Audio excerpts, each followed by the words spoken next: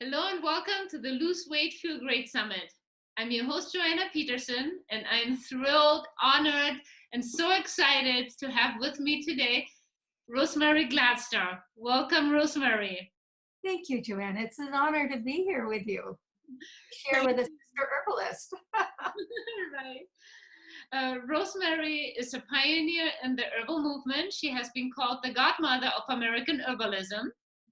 She's an author, the co-founder of Sage Mountain Retreat Center, native plant reserves, and she offers a home study course that's called The Science of Art and Herbalism. And she's also the co-founder of Traditional Medicinals, the tea company. If I forget anything, because your bio is big. Well, the one thing that I always like to add is that I'm also the co-founder and founding president of the United Plant Savers. And the reason I'd like to mention it isn't for any self-glory at all, but just because the organization itself is about the preservation and it's about preservation and cultivation of at-risk medicinal plants. It's actually one of the things that I've done in the herbal world that I'm most proud about, because it's really about what we can do for the plants rather than just what the plants can do for us. So I always like to, let people know that if we are using plants for medicine, we have responsibility to know how to use them and, to learn about them in a good ethical way. But more than anything, we need to be concerned about the plants if we're going to be using them for our medicine, how their health is. So I always like to mention, go visit United Plant Savers. It's a wonderful website. Thank you for adding that. Yes. Thank you. Rosemary, tell me a little bit more about you, how you got into the field and how you use medicinal herbs in your practice, in your daily life. I love that word, how we get into the field, outstanding in the field, right? It's really appropriate for herbalists. But I think my story is very similar to yours, and actually probably to many herbalists. I became interested in herbs as a child, and really in teaching people for the last 40 years. It seems to be so many people had an interest as a child in plants, but as their life grew, as they grew, and they had to go to school and they had to earn an income, that interest faded. But I was really fortunate in the fact that I had a wonderful grandmother. She was from Armenia. She was actually a survivor of the Armenian genocide, and she used to tell us when we were children growing up, it was her deep faith in God, because she was a really religious woman, and her knowledge of the plants that saved her life. And she meant that literally. And I think she felt it was like a religious duty to teach her grandchildren about these plants, partly because she loved them, but also because she knew the knowledge of them could help us deeply in so many ways. And then also, like, what happens and it's been going on for centuries and decades, and since the beginning of time, perhaps, that I always find that in every family there's people that are really drawn to the study of plants, and those people usually become healers or herbalists or botanists or ethnobotanists. And that's what happened for me. So at a young age, my grandmother stirred that cauldron of memory. She helped me remember. And I was fortunate enough, kind of growing up at the time I did, in the late 1960s, when it was the Back to the Land movement. And so, I was growing up in a time when it was actually, the beginning of the organic food movement and the beginning of this interest in natural medicine again. So it was actually stimulated in me, and it just flowered and grew. And so, yeah, I've been doing this all my life, really, and so thankful. I couldn't imagine anything I'd rather be doing than working with these sacred, amazing, magical, healing plants. I love that you're called the grandmother of herbalism. What an honor that is to be. Yeah, it was a name that I've never called myself that, because there were so many other people doing this work at the same time. But I always say I'm really happy that that's what they call me, because they could have called me a lot of other things. So it is an honor, and it's in part because I've just been working with plants for so long and working in the public, really sharing. As I learned things, I always would share with others through classes or teaching or school or conferences. So it's sort of, I think partly I love plants so much, and I also love people. So when I combined it kind of blossomed out into the world. Yeah. Rosemary, what do you usually suggest as a daily routine to add as herbs, adaptogens, any kind of, yeah, besides adaptogens, what else do you recommend on a daily basis for people just to have more energy, feel better, sleep better? Yeah. Those are all good things, aren't they? Yeah, things that seem to be lacking in people's lives today. Well, I think that group of herbs, the adaptogens and tonics, are particularly helpful because that's exactly what they're designed to do, and what people around the world have been doing for centuries is adding this group of herbs, which are herbs that really help to restore and rejuvenate the body. So they're not necessarily medicine. They can be used for medicine, especially foundational problems and chronic long-term illness. But generally they were used to restore and revitalize. A lot of times they were called longevity herbs because as people got older and they just needed a little bit more of a lift for their bodies, these herbs were used.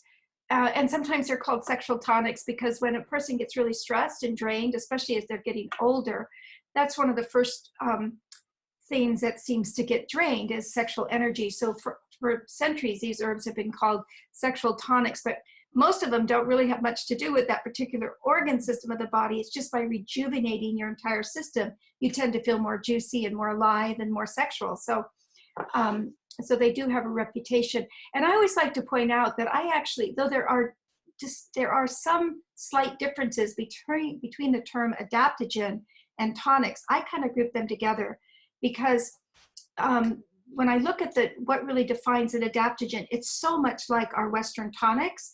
And I like to put them together because so many of the herbs that we consider adaptogens are more exotic type herbs that come from other countries and we can grow some of them here, but they're not native or they're not found, just found in large abundance, where herbs that tend to be tonics, which also rejuvenate and rebuild the body, are common herbs like dandelion and burdock and nettle.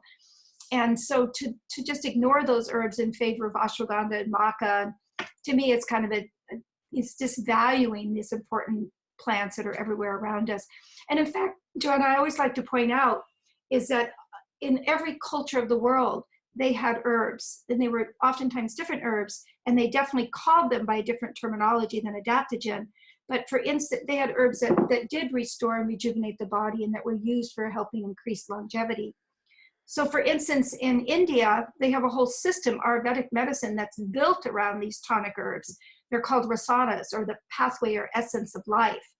And they are some of the most important of the herbs, like holy basil and ashwagandha and godakola. They all come from the Ayurvedic system, and we classify them as adaptogens in our Western terminology, but really, really they are rasana herbs, one and the same. And then in the West, we have what we call, I mentioned this earlier, the tonic herbs. And really, when you look at the definition of tonic, it's so much like an adaptogen. And in China, we have one of the most sophisticated systems of healing in the world. We have, they were called superior medicine and also tonics. Mm-hmm. So, the popular buzzword right now is adaptogen. And I love that term, adaptogen, meaning that it helps our body adapt to the modern day stresses. And, it's usually for an herb to be classified an adaptogen, it has to meet 3 criteria. It has to be non-toxic, even if used over a long period of time. And it works in a more generalized way. So if you have high blood pressure or low blood pressure or high blood sugar or whole, it works by balancing. So it's not specifically for one condition or another. And then all of them have a normalizing or balancing effect. They help to balance homeostasis. But then again, just to point out, we can say the very same thing about tonics and rasanas and superior medicine. So I don't want to make this complicated. I just want to show that these are some of the most valuable herbs used around the world. And really, yes, right now, if people are looking to increase long-term health and well-being and have more energy, that this is probably the best group of herbs for them to focus on. Rosemary, what are your 2-3 favorite ones? Yeah, so I would say I don't have 2 or 3 favorites. I have 2 or 3 favorites at different times, but generally I would say rhodiola is one that I love, and we can grow that. You won't be able to grow it in Southern California. It needs a cold weather, so it's native to Mongolia and the Himalayas and Vermont. We actually have native rhodiola here. But most of those sources that are coming into this country are coming from cultivated sources. So that's always important to know.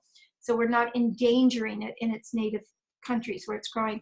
And it's a superior herb for women, especially women going through menopause who feel a lot of anxiety and who can't sleep at night. They're very restless. They're tired and exhausted, but they just can't sleep. Hormonal upheaval again. It's a lot like being a pubescent girl. But so rhodiola has been very helpful for those situations. It helps to increase energy, but has no caffeine in it. In fact, it's one of the adaptogens it's recommended to take it earlier in the day rather than later because it can overstimulate. So, and especially for women who are having problems sleeping at night, take it before noon. Take a fairly large dosage, 1/2 to 1 teaspoon of the tincture. And oftentimes it will, taken over a period of several days, it will help people sleep. I also really love Siberian ginseng or Eleutherococcus.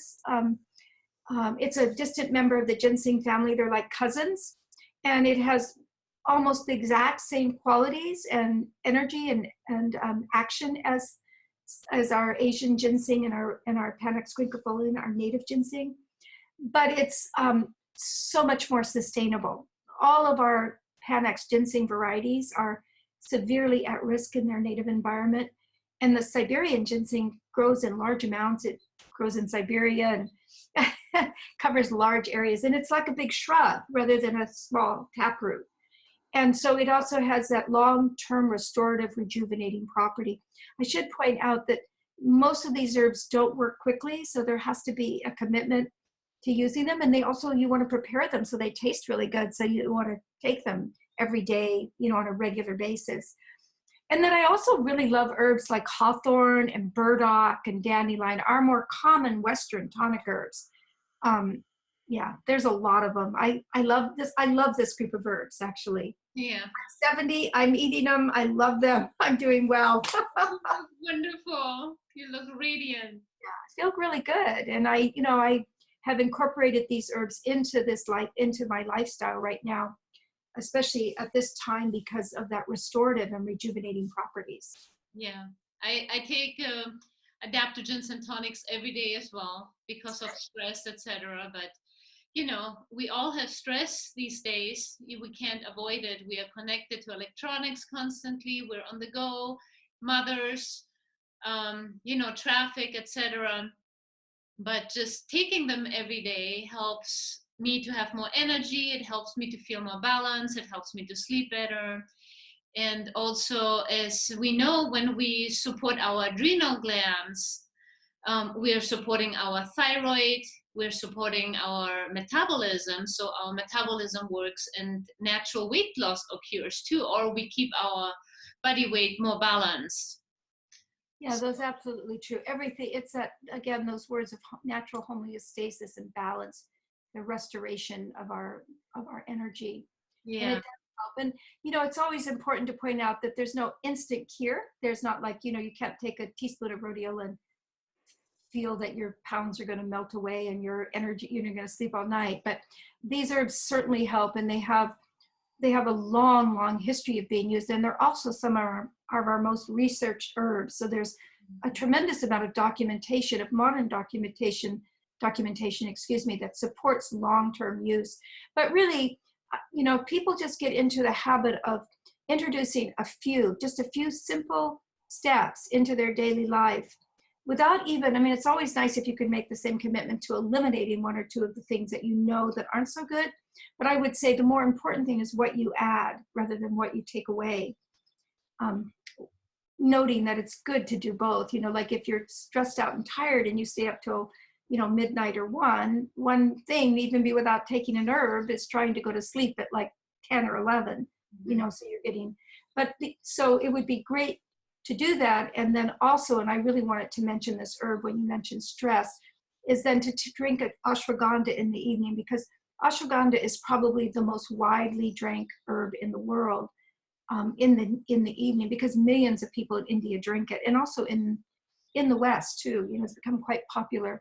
But it's an adaptogen that is both energizing but very relaxing. It helps people to relax and sleep, and kind of like I always say it's like a deep sigh into yourself. It's like, ah. And then if you need to have more energy, it's available to you. But if you need to sleep, it makes your body feel solid and comfortable enough that you can, safe, actually. I think that's partly why people are so triggered at night. I don't mean, it's not like a fear that I'm talking about, but just that feeling that that everything is okay and that you can sleep. You can let go. You don't have to control the night. Go to sleep. So ashwagandha is great for that, and it's usually drank. It's not a terribly good tasting herb. It's not one of our worst tasting either, but it's usually taken in warm milk, or it could be almond milk, or in India, cows are sacred, so they would think it's sacrilegious to drink almond milk. But so many people here in our country have allergies to milk products. So, all the different types of milk, you can use it. So you mix it with a milk and warm the milk, and then add cinnamon and honey to it. And then it's quite a delicious drink. And, you know this, I'm sure, too, because you were raised in very similar ways. But milk was also a warm drink that was used to help people sleep because it's got a lot of calcium. It has digestible calcium in it. So it's relaxing to the nervous system. So ashwagandha, that's a really good one for people. Brought to us through the Rasana or the Ayurvedic system. Mm-hmm.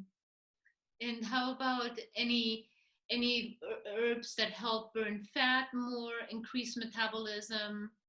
Yeah, so I would definitely say rhodiola is a good one. It just is a extremely balancing herb, and it's a really good herb for people to take when they're trying to reduce. Mm-hmm. I always hate that term, lose weight, because it's such an odd term, like losing pounds. It's more like, I would look at it more as like gaining that balance that you want in your body, and rhodiola would be great for that.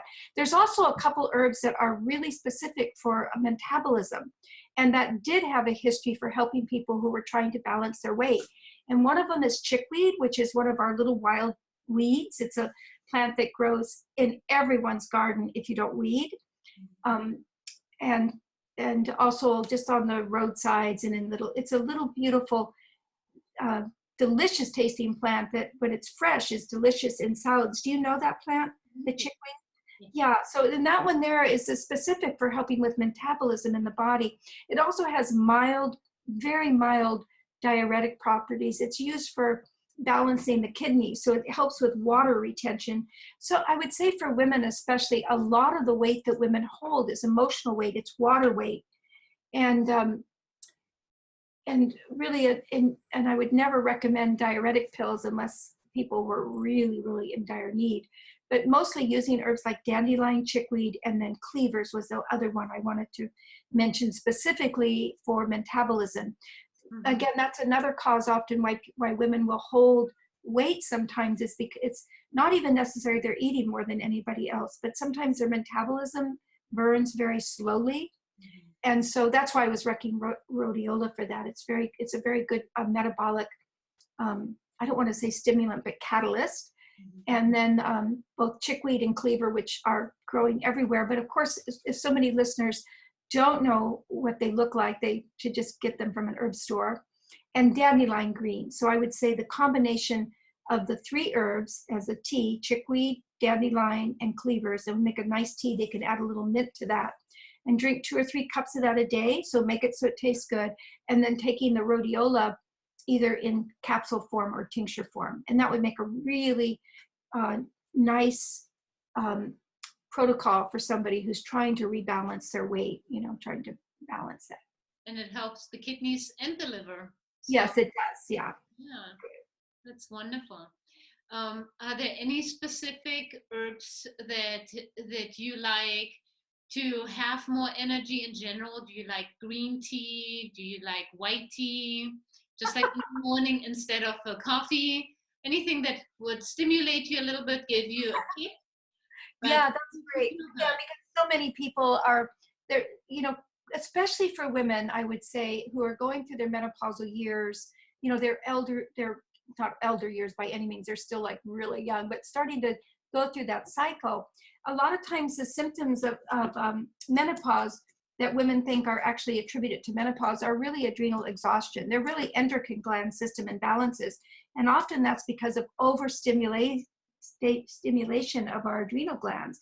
And coffee is one of the worst things. I always say if you're young and totally healthy and have no problems with stress, have no stress in your life, then, and you're a totally coffee type personality, you know, very relaxed and everything's good and groovy and you can do the work tomorrow kind of person, you can get away with coffee. And you can usually get away with coffee when you're in your 20s. But by the time women are in their 30s, if they're working and they have children or jobs or, you know, and they're drinking a lot of coffee, they're going to pay for it by the time they hit their menopausal years.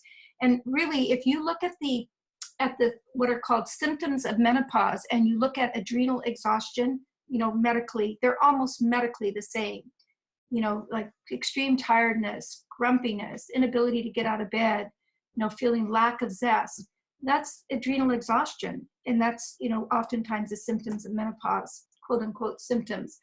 And so really it's so important that we look for other things that help to give us that lift, that zest, you know, that juiciness that keep us zesty as we're going into those other older years.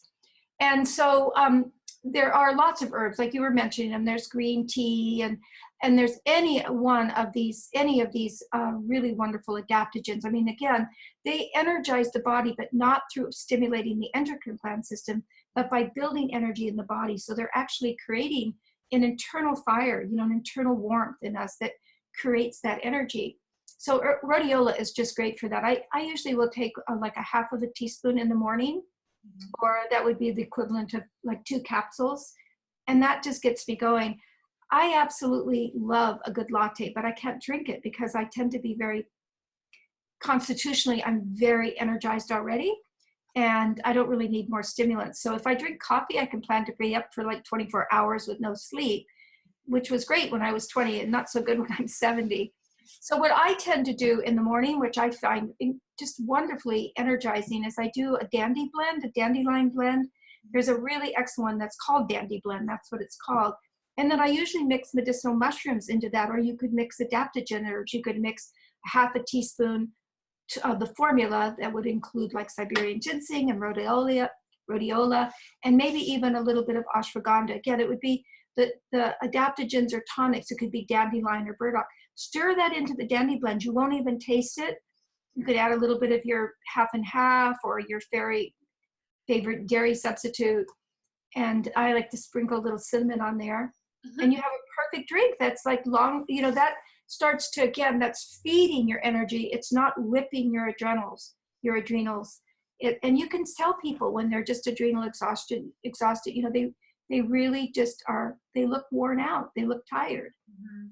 And they are tired. And, you know, like I always say, it's like you have an old tired car and you just keep beating it, or an old tired dog or whatever, beating it, trying to keep it going.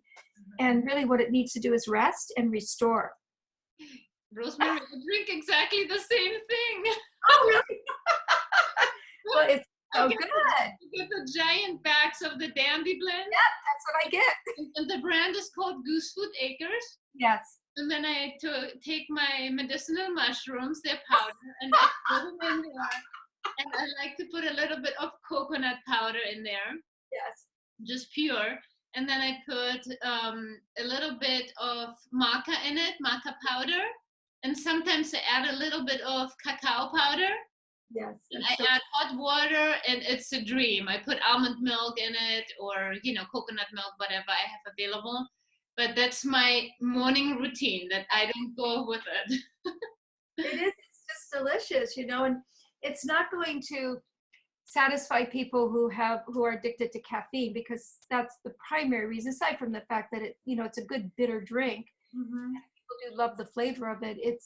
The caffeine is very addictive, and when people try to decrease it, they usually go through those bad headaches and that sense for about 2 weeks where you actually feel like you're kind of gonna die, you know, like this sucks, right? That's the feeling that people have. And so it's hard for people, and that's why it's kind of you can gradually substitute, you know, just have half a cup and then have a half a cup of coffee and then have your Dandy Blend like that. It's really quite good.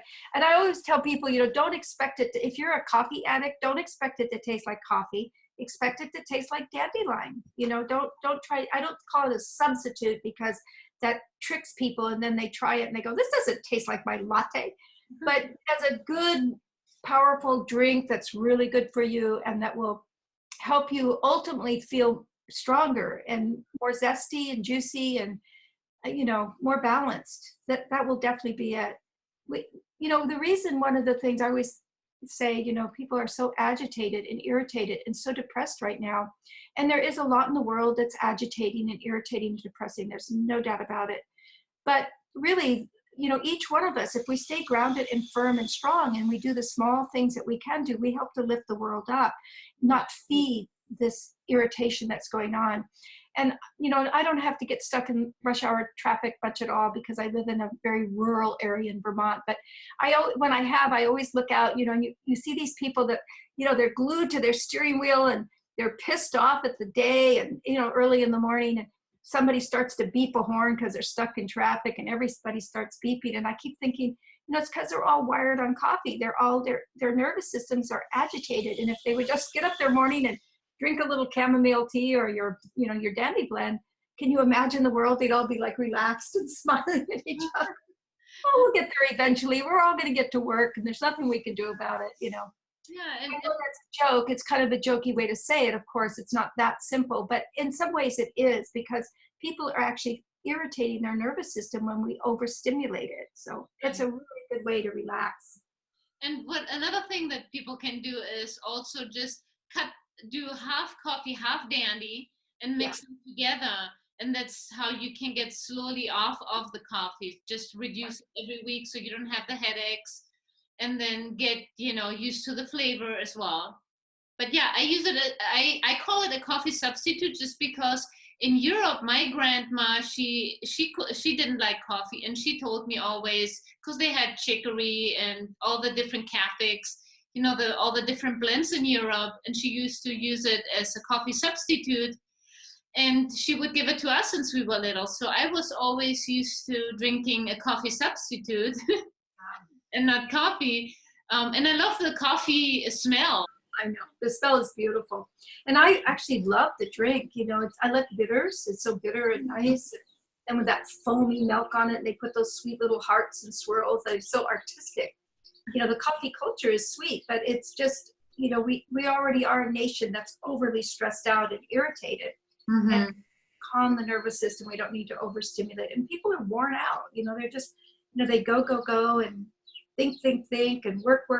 And that we're driving ourselves actually crazy. And so really looking, again, sometimes it's the simplest steps. It's not, good health isn't always dependent on making enormous changes. It's one or two simple steps that can be profound so long as we are committed to that kind of change. Mm-hmm. And also, go ahead. I'm sorry, Joanne. And also doing some yoga, some meditation, and relaxing, taking time to breathe. That all helps, right? Take a deep breath. Really? Yeah. Wonderful. Yeah. Is there anything else that you would suggest for the audience that they can implement every day to reduce stress? Besides, the adaptogens, we have the tonics, or even if it's not stress, just to keep the body strong and healthy, like the mushrooms. Oh, yeah. I think you mentioned really good things like the breathing, the yoga. People can do yoga. Thankfully, that's also become very popular and accessible. And there's so many great tapes, like even, people try to make these changes and they think, oh, I have to take an hour. But even if you just take like 5 minutes a day and stretch, you do 5 minutes in the morning, it feels really good. And then you add 5 minutes in the afternoon and 10 minutes in the evening. And pretty soon your body is wanting to do that, it's stretching. But I would say that, I think one of the greatest tonics that we can offer ourselves these days is time with nature. And I would say it's, it's almost more healing than anything, is to be able to get out and, take a little walk, even if it's nature in a park or nature in a garden where plants are growing and birds are singing and frogs are croaking. And, we need that tonic. As John Muir said, we need the tonic of the wilderness to be healthy. And we're so disconnected from it. And so, sometimes for stress, just taking a weekly walk, take a half an hour and go out and and just engage. And if you aren't able to get out into the country per se, but you have a park, then just take a walk around the park, and your mind will be chattering. You'll be thinking about all the things you have to get done, and then walk around again, until your mind eventually just takes a deep breath. Your mind lets go, and you start to hear the birds, and you start to see the green. And I can't think of anything really that heals us more deeply other than love. Love from another human being or an animal or a pet or a plant. That also is as deeply healing. But nature really can heal us and heal those places in us that is feeling so disconnected and hopeless. Like nature every day tells us how much hope there is. And, I think right now what we have to all do more than anything, it's about our own personal health, but it's really about planetary health as well, is to, join hands and help lift everything up rather than dragging it down like we're doing. Mm-hmm.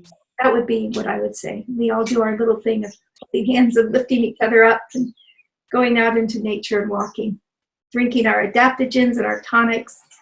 We'll be fine.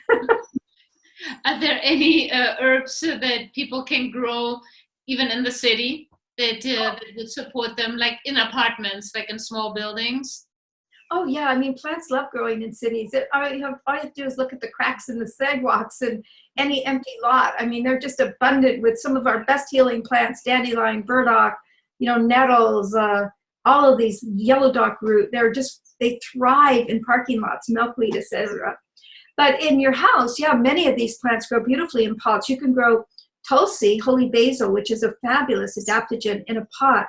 And in fact, in India, like in many people's homes, hundreds and hundreds, thousands of people's homes, and in the gateways and doorways to the temples, they have pots of holy basil. Because not only the smell is great, but they say that it just helps keep the good spirits at hand, and plus you could rub the leaves as you go into your house. So, and then you can grow many of the culinaries, which are all medicinal, like oregano and thyme, basil. They all grow beautifully in little pots. Rosemary, which is a wonderful antioxidant. So many of these plants will grow quite well in pots. I have a nice an herb book that I wrote for beginners called The Medicinal Herbs, A Beginner's Guide. And there's a chapter in it on growing plants. It's simple. It's not a big volume on growing medicinal plants, but there's a nice simple section in it that talks about how to grow plants in your house or on your back porch on a rail. You have your little herb. Many good herbalists, really practicing herbalists live in the city and have beautiful herb gardens right in the city. Yeah. I always have my basil right next to me. My oregano. I grow quite a few herbs, but I was wondering if you suggest anything specifically when people live in small spaces inside. But a lot of the herbs don't need much light. They just need a little bit of filtered light. All of those culinaries need light. Like anything that grows in the Mediterranean, like all of that, they're going to need a lot of light. So a sunny window is really good. It's like, violets, not African violets, but violets you can grow in the shade, and they're a wonderful health-giving plant that is really good for metabolism, is a mucilage, is soothing for eating salads. The chickweed would grow really well in a pot. Botacola grows beautiful in semi-shade, and that's an adaptogen. It's one of the herbs that is used for increasing memory and helping with memory. So, you can definitely grow plants in pots. I would, like most things, they'd like to be growing outdoors, their little roots twining through the soil and everything, but they'll grow in a pot. Plants will grow just about anywhere if they're given the opportunity and given love. You got to grow them with love, that's for sure. For sure. Yeah, and a little bit of peppermint, that'll aid in digestion. It helps also with stimulating the brain with some rosemary. That's a famous tonic. I love that tonic. Rosemary, peppermint, and gotu-kola. The old formula called the brain tonic. Did you formulate it? I did, a long time ago. But really a lot of formulas, you think that you formulate them, and then you go back into some ancient formula book. And I always say with herbs, there's not a lot new. That it's something that's been passed down for generations. And if you get the opportunity to formulate something or make something, it's a gift, you know, that just gets passed down, and eventually all that's remembered is the formula, and that's how it should be. So I was going to ask you, is there one thing that you can tell the audience, one piece of advice that they can apply in their daily lives? But you've mentioned already almost like everything. Just take a walk, relax, breathe, meditate, take your adaptogens. Is there one that's missing? there's one thing that when I've been asked this question before. If there's one thing that you would do on a daily basis, what would it be? And I always say, start your day with warm lemon water. You know, just squeeze fresh lemon into water. Drink that every morning when you get up. It does a number of things. One is when you wake up, it just helps your body to cleanse. It starts some nice liver action going. It alkalizes your system, even though lemon tastes sour and acidic. It actually burns alkaline. It produces when your liver digests it, it's actually an alkalizer balance. So it brings our body back to a nice state of health. It's really good if you're trying to balance weight because lemon aids metabolism. It reduces the desire for sweet. So many of us have a sweet tooth, you know, that is nice, but too much sweet is really weakening to the soul and the spirit and very bad on our bodies. So, you know, every time I'm just craving sweets, I drink lemon water, and it just kind of squashes the desire for sweet.